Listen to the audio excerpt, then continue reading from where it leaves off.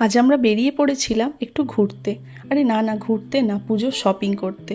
বুঝতেই পারছো সামনে পুজো এসে গেছে, তো শপিং তো মাস্ট করতেই হবে।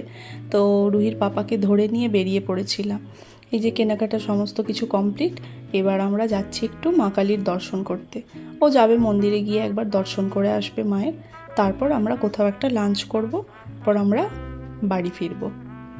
এই যে রুহির পাপা গেল মায়ের কাছে দর্শন করতে, আর আমি ব্যাগপত্র সমস্ত নিয়ে এখানে ওয়েট করছি ওর বাবার জন্য।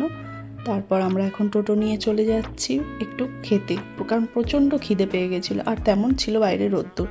একটু এসির হাওয়ায় বসে ফ্রাইড রাইস, চিলি চিকেন আর বিরিয়ানি খেয়ে রুহির জন্য একটু পার্সেল নিয়ে, এই যা তোমাদের তো এটাই বলা হয়নি যে গিয়েছিলাম কোথায়।